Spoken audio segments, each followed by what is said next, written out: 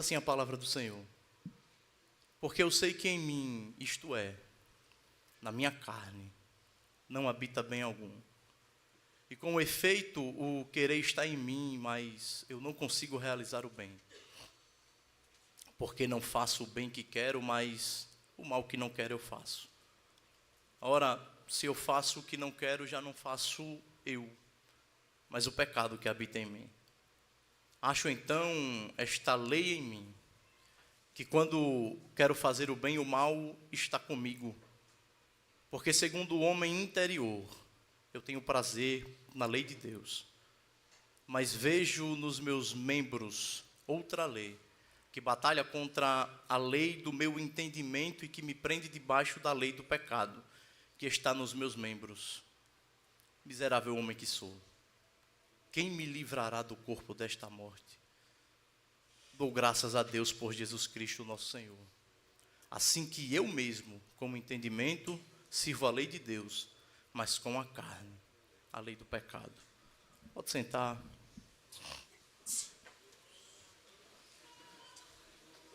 Meu objetivo é ser muito prático naquilo que Deus colocou em meu coração,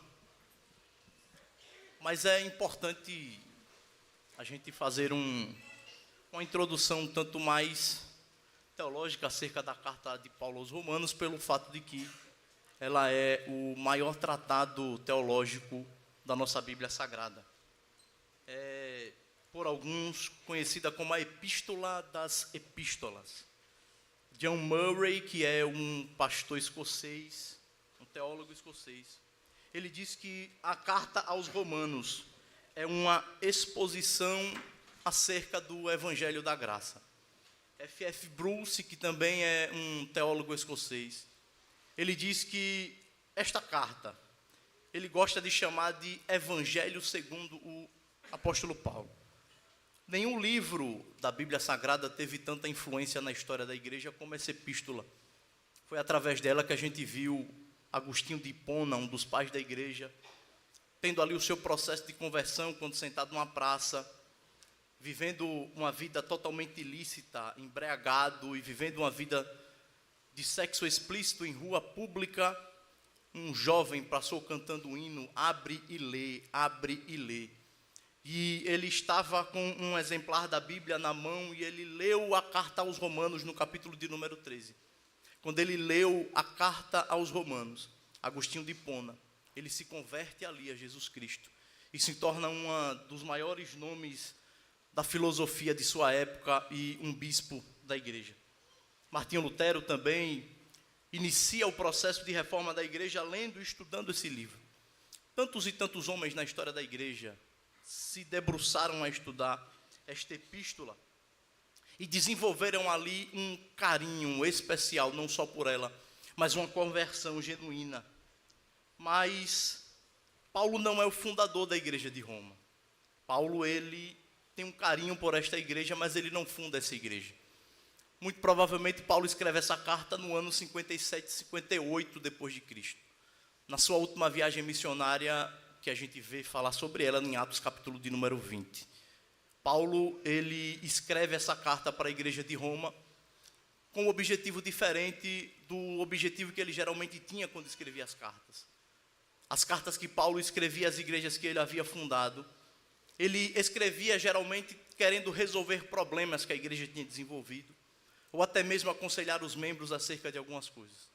Com Roma é um pouco diferente.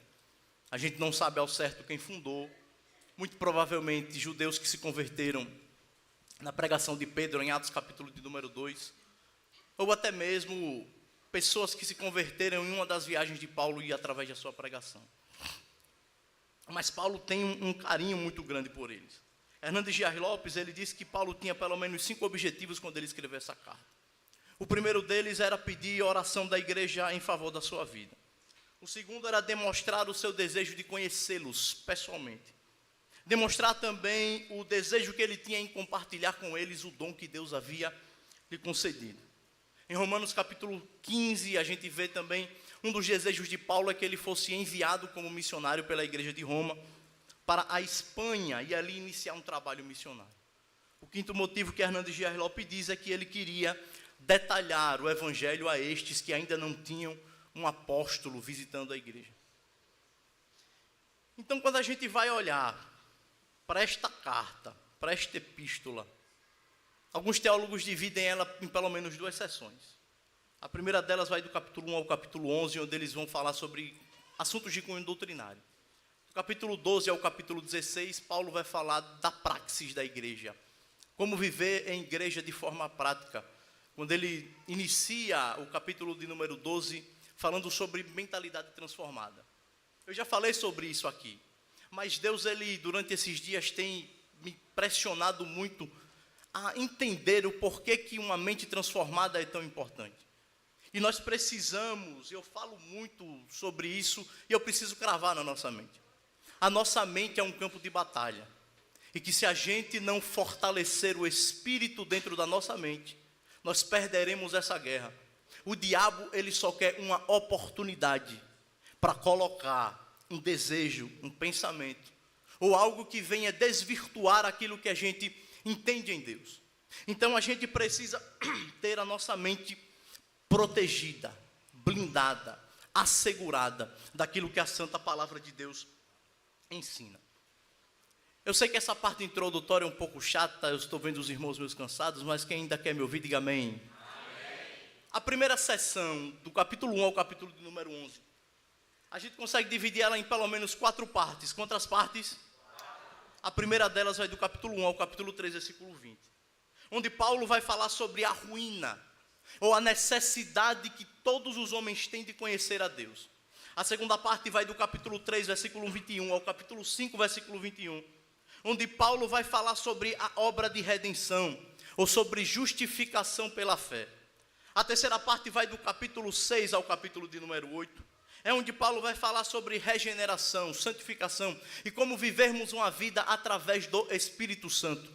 A quarta parte está lá do capítulo 9 ao capítulo 11, onde Paulo vai falar sobre o propósito de Deus, tanto para o gentio quanto para o israelita. O texto que a gente leu faz parte desta terceira parte.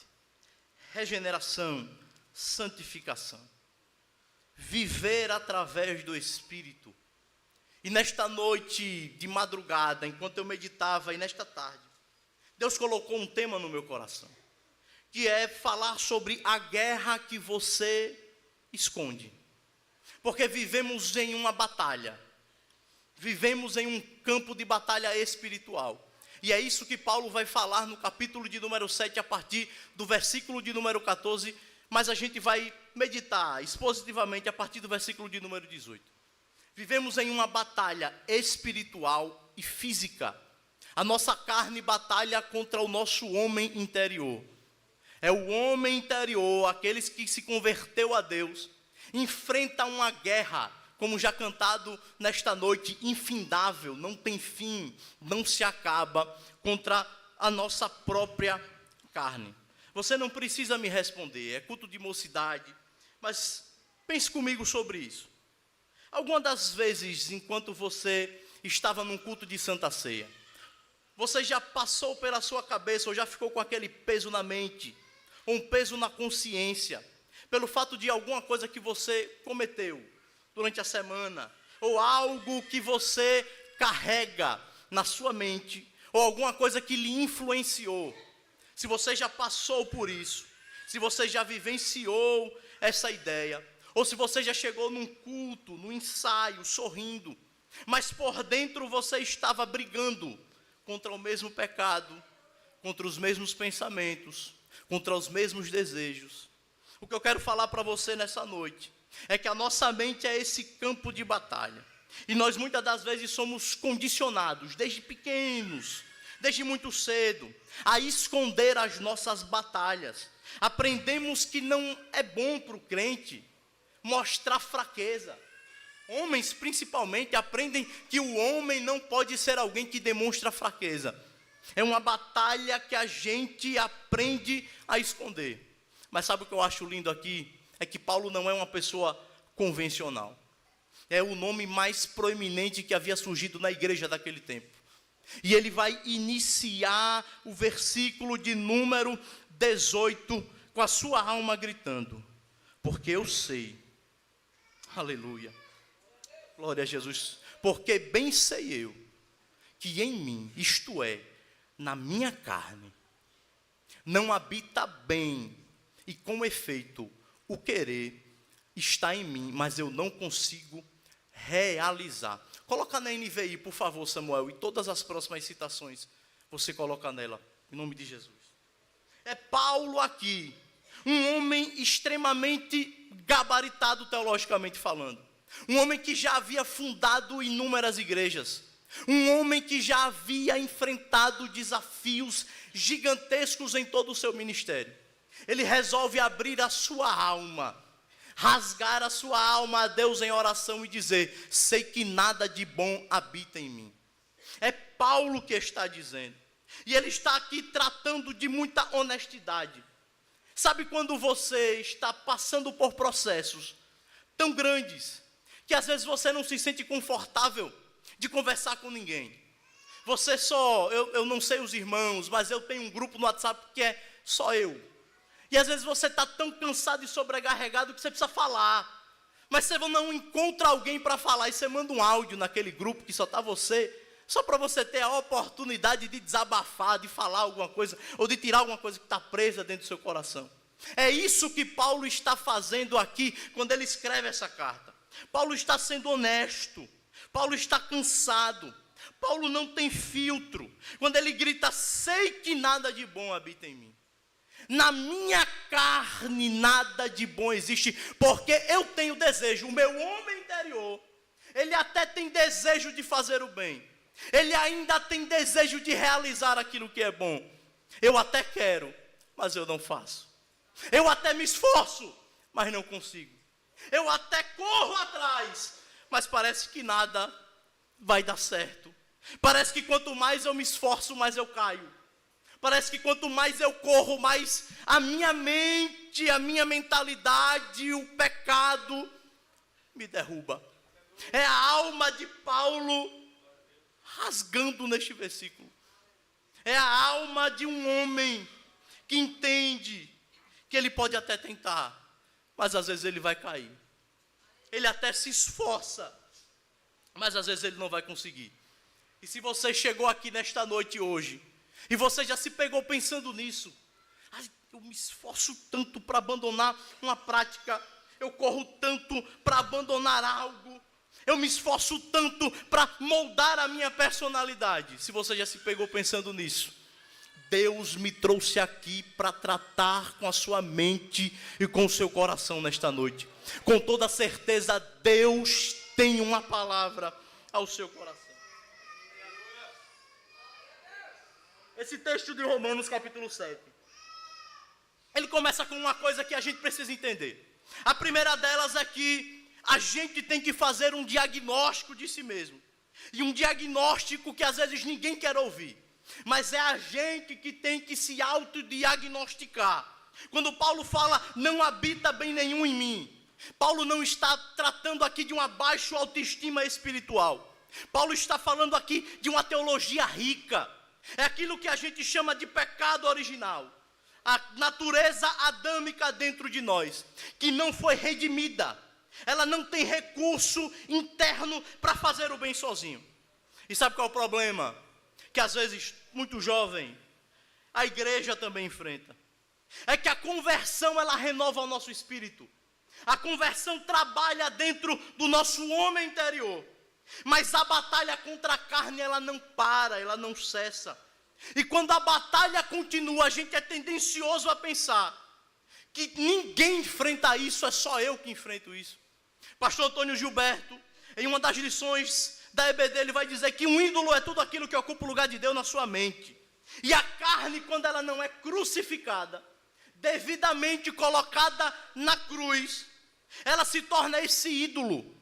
Quando a gente começa a condicionar a nossa mente a pensar: eu não vou mais vencer isso, esse pecado faz parte de mim, eu não vou mais conseguir abandonar, eu não vou conseguir mais parar com isso, eu não vou conseguir mudar, o meu temperamento é esse, eu tenho que ser assim. Quando a gente começa a condicionar a nossa mente a achar que nós não podemos vencer o pecado, a gente está idolatrando ou colocando a carne como ídolo. A nossa geração, e eu me incluo nela, vive um paradoxo muito complexo.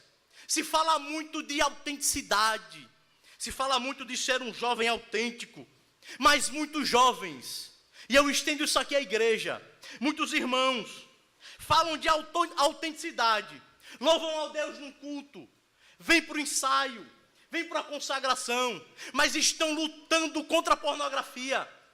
Muitas moças, muitos jovens, postam um versículo bíblico no Instagram, mas estão lutando contra uma comparação injusta, porque no Instagram todo mundo é feliz, a vida na rede social é muito boa, e aí ficam se lutando contra essa comparação. Parece que a minha vida não anda, parece que não vai bem, parece que nada começa a acontecer. O nosso homem interior não está crucificado quando a gente começa a ter ansiedade sobre o nosso futuro, e é natural. É Paulo que está dizendo: o bem que eu quero, eu sei que nada de bom que habita em mim, isso é a minha carne, eu tenho desejo de fazer o bem, eu tenho desejo de pensar bem sobre o meu futuro, mas às vezes eu me pego pensando que nada vai dar certo. E aqui eu me viro para os crentes mais maduros da igreja. Você sabe de quem é a culpa? De muitas das vezes muitos jovens não quererem se abrir com alguém, é nossa. Você sabe de quem é a culpa? De porque muitas das vezes eles têm medo do julgamento que alguém vai ter sobre a vida deles, é nossa. Porque alguns deles talvez tenha se aberto para você, e ao invés de você ajudar ele, você apontou o dedo, terminou de matar. Eu já ouvi isso aqui de alguém, eu não lembro quem, mas ficou salvo na minha alma. Os crentes são especialistas em pescar alma, mas na medida que eles pescam o peixe, eles matam o peixe. A gente precisa entender que todos vivemos batalhas espirituais, e a gente tem que ajudar a vencer as batalhas espirituais uns aos outros. Quem nunca, se autodiagnosticando, já pensou em pedir ajuda a alguém, mas ficou com medo do julgamento que alguém poderia fazer? Quem às vezes enfrentando um pecado terrível, não já pensou em procurar ajuda de alguém e ficou com medo de como que essa pessoa ia reagir? Quem nunca já se sentiu preso dentro de algo e já pensou: eu vou conversar com alguém, mas não consegue? Eu tenho um conselho de Deus para você: ninguém vence pecado sozinho. Você não é igreja individual, você precisa de comunhão. E crente, irmão, um tem que ajudar o outro, um tem que auxiliar o outro. É aquilo que Eclesiastes vai dizer sobre o cordão de 3 dobras. Um está aqui para auxiliar o outro. E talvez não é isso que você queria ouvir nessa noite, mas Deus, Ele está falando conosco uma coisa que é clara. Isso não significa que você é um crente fraco. Enfrentar batalhas espirituais, ou até mesmo tentar vencer pecados que parece que você não consegue vencer, não te torna um crente fraco. Grave isso na tua alma, te torna humano. Porque todos nós somos passíveis a erro. Todos nós somos passíveis a cair. Todos nós podemos pecar. A diferença é que tem gente que quando cai aprende a crescer, e tem gente que se acostuma a viver no erro. E eu já quero aplicar para ver se merece um glória nesta noite. Você não é crente para viver acostumado a viver com o erro. Deus te trouxe aqui para te confrontar e te dizer: você pode até cair, mas eu não te chamei para viver caído. Eu te chamei para crescer na graça e no conhecimento.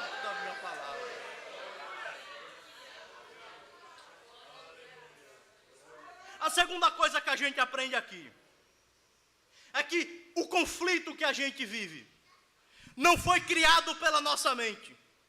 Paulo vai tratar aqui de pelo menos 2 eus. Ele vai tratar sobre o homem interior, aquele que foi regenerado, aquele que ama a palavra, aquele que quando escuta uma pregação chora, aquele que quando vai para um culto que Deus derrama poder se alegra. É o homem interior.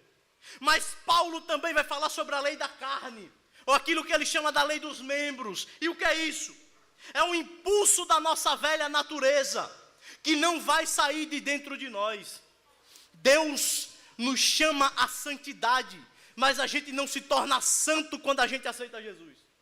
Santidade é um processo, e o processo de santidade, ele precisa ser desenvolvido. Paulo está dizendo no versículo de número 20 até o versículo de número 23. Coloca na tela, por favor. Do 20 ao 23. Ora, se faço o que não desejo, já não sou eu quem faz, mas o pecado que habita em mim. Então encontro uma lei contra o meu desejo de fazer o bem. O mal está presente em mim. No íntimo do meu ser eu tenho prazer na lei. O homem interior, ele sente prazer na lei de Deus. O 23. Mas vejo outra lei atuando nos membros do meu corpo, guerreando contra o íntimo do meu ser, tornando-me prisioneiro da lei do pecado que há em mim. Dietrich Bonhoeffer, teólogo alemão, ele vai dizer que Paulo não está apenas falando da experiência de um pecador antes de Cristo, mas ele está falando também da luta interna que todo crente, apesar de regenerado, ainda enfrenta a presença do pecado. Meu objetivo é fazer com que você entenda nesta noite que esta guerra que você está inserido, ela não tem fim. Um soldado que está numa guerra, ele nunca pode viver desatento. Um soldado que está na guerra desatento, ele já começa a guerra derrotado. Aí Paulo está dizendo, você não vai vencer o pecado baseado na sua própria força. Porque por mais que o homem interior que está em mim, ele queira lutar, ele sozinho não consegue. E aí eu volto a falar sobre mente, sobre como você precisa blindar sua mente. Você que enfrenta esta batalha, você sabia que os psicólogos dizem que os primeiros 30 minutos do seu dia vão reger o que vai acontecer nele? E aí eu te pergunto, jovem, o que é que você tem feito nos primeiros 30 minutos de quando você acorda? Você vai abrir o TikTok, você vai ver o Instagram, você vai falar com Deus, você vai fazer um devocional. Quais são as primeiras coisas que a sua mente é alimentada durante o dia? Isso vai influenciar a sua batalha. Quem são as 3 pessoas com quem você mais conversa? São pessoas que te aproximam de Deus? Ou são pessoas que te afastam de Deus? O que você assiste quando está sozinho, sem ninguém vendo? Te aproxima de Deus ou te afasta de Deus? É a batalha que a gente vive. É como se fosse um cabo de guerra. São 2 forças. São 2 equipes puxando. A equipe que você alimentar melhor vai vencer a guerra primeiro. Como que você tem alimentado a sua alma? Como que você tem alimentado a sua alma? A forma que você alimenta a sua alma influencia quem vai vencer a batalha que você está enfrentando. A terceira verdade que a gente aprende aqui está no versículo de número 24. Versículo de número 24. Miserável homem que sou, quem me libertará deste corpo sujeito à morte? Almeida vai dizer, quem me livrará do corpo desta morte? Deus falava muito comigo relacionado a esse texto. Paulo não pergunta o que vai me livrar. Paulo pergunta quem. Paulo não diz como vou me livrar. Ele vai dizer quem me livrará do corpo desta morte. Isso aqui muda tudo. Porque já não é mais uma questão de eu vou vencer o pecado que eu não consigo vencer porque eu sou forte. Eu não vou vencer o pecado que eu não consigo vencer porque eu consegui fazer uma vida devocional. Eu não consigo vencer porque eu comecei a jejuar. Não. É quem? Não é o quê. Não é o objeto, é quem. Quem me livrará? A gente só consegue vencer o pecado que está em nós quando a gente entende que só há uma pessoa que pode nos libertar do nosso pecado e nos libertar de nós mesmos. Aí Deus me fazia pensar: quantos jovens não vivenciam uma pressão que você coloca dentro de si mesmo? Eu preciso parar com isso. Eu preciso vencer isso. E aí você se pressiona. E aí você vai por um conjoade, você é cheio. E aí passa-se uns dias, você volta a cair na mesma coisa que você caía antes. E aí você olha e você se pressiona. Você coloca a culpa em você. Mas o grito de Paulo não é o grito de alguém que desistiu. É o grito de alguém que mesmo caído continua lutando. Miserável homem que sou. Eu caí, mas quem me livrará do corpo desta morte? Aleluia. Deus me mostrava pessoas que já enfrentam tantas batalhas e se sentem envergonhadas até de orar a Deus e falar: Senhor, estou aqui de novo. Aqui. De novo. Eu tento. Eu oro. Eu leio a Bíblia. Eu vou para o culto. Eu me esforço. Mas eu caio. Eu corro. Eu procuro estar nos ambientes, nas mesas que não me afastam de Ti. Mas às vezes, mediante tanto esforço, eu caio. De novo, e de novo, e de novo, e de novo. E Deus me fazia ver alguns jovens que oraram a Deus dizendo: eu tenho vergonha de orar ao Senhor. Eu não sei o que é que eu vou fazer mais. Eu não sei como é que eu vou vencer mais. Eu não sei como é que eu vou conseguir. Eu não sirvo para ser crente. Ai. Teve alguém que orou a Deus e disse: eu não sirvo para o que o Senhor disse que eu seria. Teve alguém que orou e disse: eu não sei como é que o Senhor vê tanto potencial em mim, se eu tento e não consigo. Ei, chova, sai. A resposta de Deus, no versículo 25. Graças a Deus por Jesus Cristo. Graças a Deus por Jesus Cristo. Sabe por que Deus permitiu que a pressão fizesse você duvidar? É para você não achar que você venceu porque você é bom. Sabe por que Deus permitiu que a pressão fizesse você achar que não ia conseguir?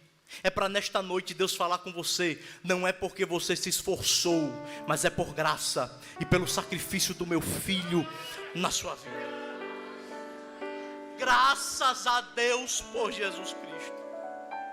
A libertação dos pecados, a libertação dos medos na nossa vida não vão vir por mérito nosso.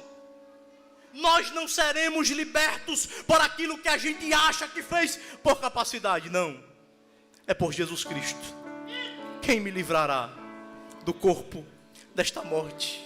Esse alguém tem nome, é Jesus, o Filho de Deus. Aleluia. A libertação que Paulo diz aqui, para a gente encerrar. Fica de pé, irmão, que eu vou fazer aquilo que o Espírito Santo tem me direcionado. A libertação que Paulo fala no versículo de número 24 e 25 do capítulo de número 7 de Romanos está eternamente ligada a quem pode realizar. E ele começa o versículo de número 18. Alguém que no capítulo 7 se sentia miserável. Alguém que no capítulo de número 7 se sentia incapaz. Alguém que no capítulo de número 7 batalhava entre si. Ele começa no capítulo de número 8 e no versículo de número 1. Portanto, agora, nenhuma condenação há para os que estão em Cristo Jesus. Eu vou repetir isso aqui.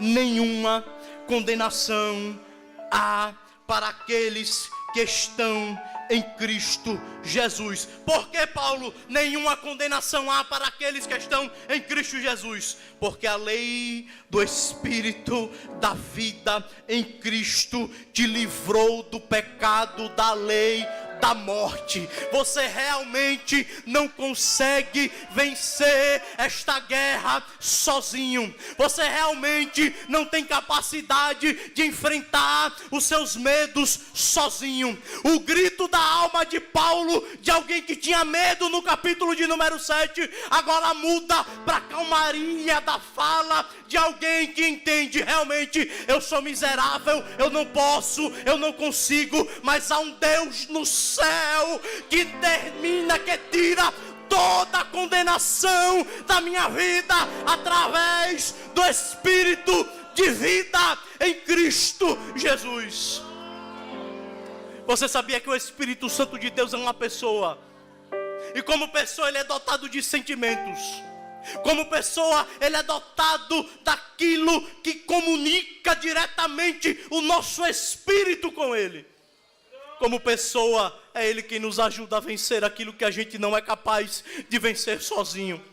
Como pessoa ele gera em nós um relacionamento de vida. Porque o espírito da lei da morte, da carne, ele leva à morte. Mas o Espírito Santo de Deus é aquele que gera vida em nossos corações. Eu estou sendo impulsionado por Deus a orar. E você não precisa sair do seu lugar.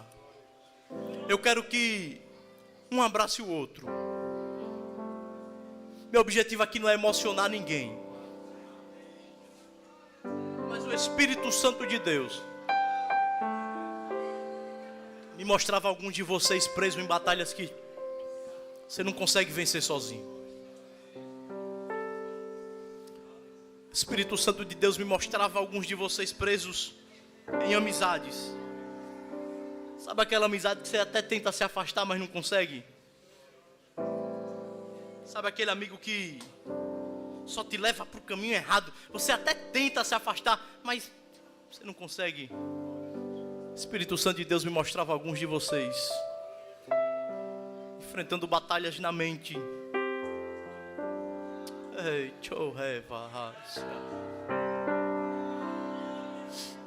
Você não precisa ficar ansioso sobre o seu futuro. Você não precisa ficar ansioso sobre o que Deus vai fazer. Ele não falou o que ia fazer. Confia. Arabadagasai. Vocês vão orar por vocês. E eu vou orar aqui. Moisés, prepara um hino. Porque enquanto você ora pelo seu amigo,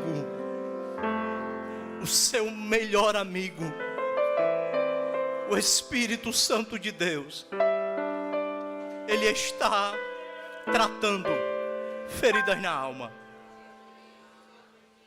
Você não vai conseguir vencer sozinho. Ore.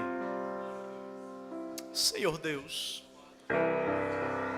eu te apresento cada um desses jovens que estão aqui.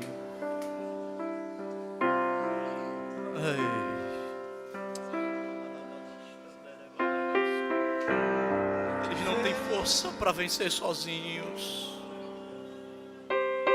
Mas o Senhor é um Deus que dá força. Eita, Jesus. Diferente das Visita, histórias Jesus, que eu ouvi, a minha história teve um Visita os começo no corações, fim. Jesus. Quando o inferno sou ter vencido. Jesus tomou a chave que me fez cativo. Em nome de Jesus. E esse amor perfeito me fez entender que diferente das histórias de TV, na minha história Cristo é o mocinho e na vida real o maior vilão sou eu. Ganhar o mundo e perder a mim. Está feche os olhos, adore a Jesus nesta noite. Chegar ao fim. Que o Espírito Santo Na de Deus minha luta do meu eu ministre os seus corações nesta noite. Os meus gigantes são os meus próprios desejos, e o que sai contamina mais do que entrou. Só Deus sabe o perigo de um homem sem amor. Olhar pra cruz é como olhar para o espelho. Reflete a glória que revela os meus defeitos. Na vida real, o maior vilão sou eu. Na vida real, o maior vilão sou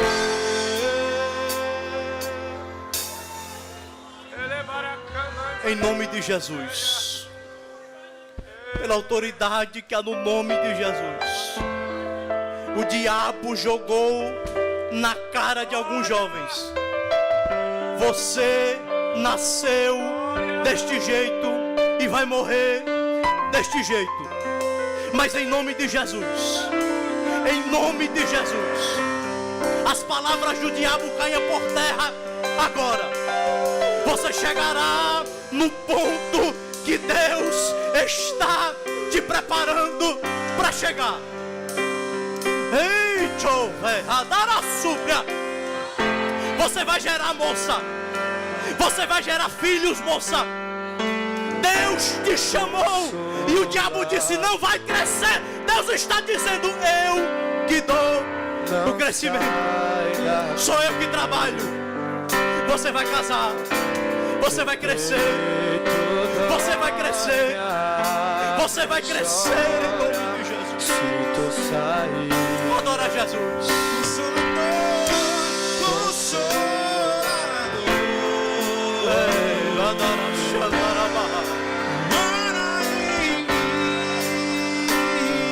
Adora Jesus. Você tem liberdade para adorar a Jesus.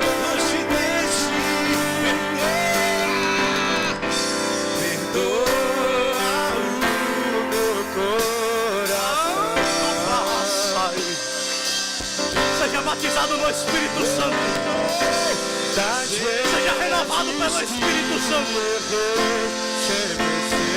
Receba de Deus agora força. Você vai chegar onde Deus falou que chegaria.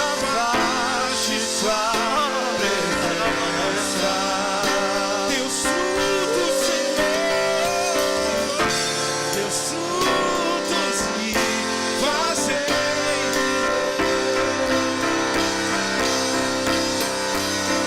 Adore a Jesus. Quando minha alma se cansou, fostes minha força pra seguir. Quando meu coração parou, fostes intercessor, o meu ajudador, o meu consolador, fiel.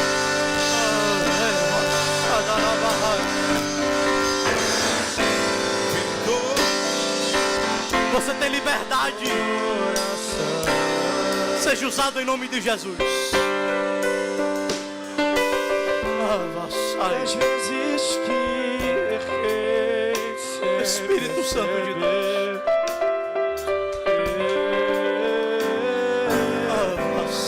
Laís, o Espírito Santo de Deus me mostrava o inimigo das nossas almas semeando sementes na sua mente.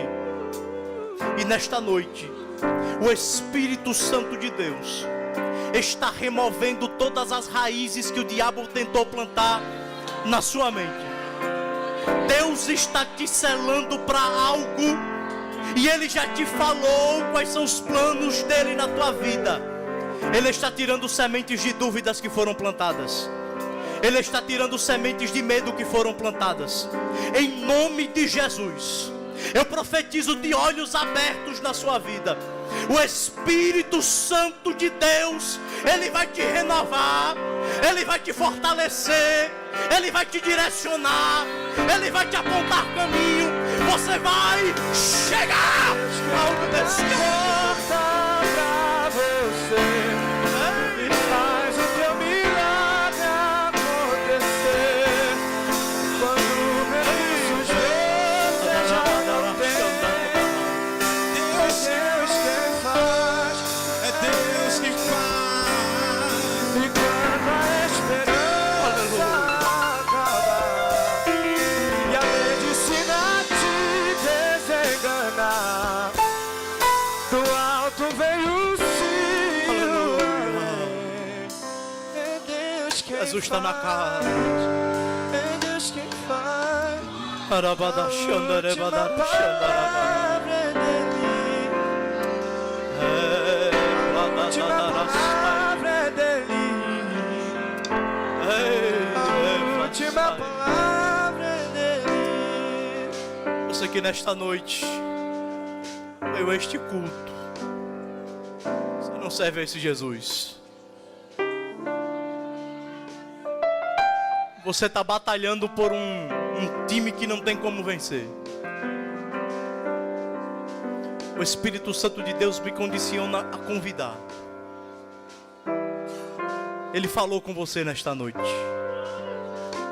Quantos aqui são afastados? Levanta a mão. Eu só quero lhe conhecer, eu não vou forçar. 1, 2, 3. Aleluia. Você não consegue sozinho. Sozinho você não consegue nem passar pelaquela porta e descer essa escada e vir para cá. Mas o Espírito Santo de Deus me condiciona a perguntar para vocês: você ainda, depois de ouvir tudo isso, vai querer viver longe deste Jesus? O Espírito Santo de Deus, Ele falou ao seu coração. Ele é um amigo melhor do que qualquer amigo. Ele é um pai que cuida melhor que o nosso pai de sangue pode cuidar. Ele é um irmão que intercede por nós com gemidos inexprimíveis. Meu convite nessa noite é para você que ainda não serve a Jesus. Perca o medo, rasgue a vergonha, seja liberto de todo o mal. Eu te convido nesta noite, em nome de Jesus, em nome de Jesus. Espírito Santo de Deus, quebra as correntes do medo agora,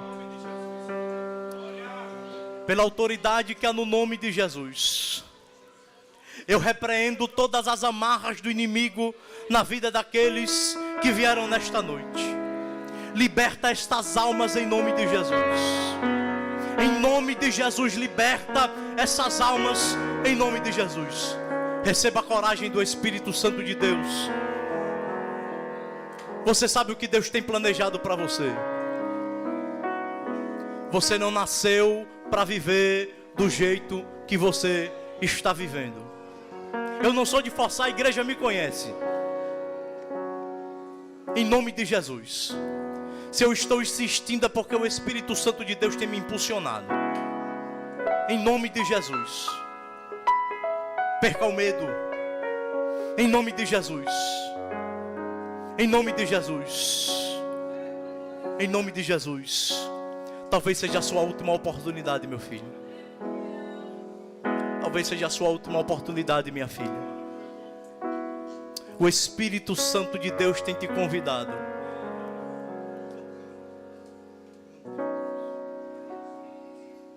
Em nome de Jesus.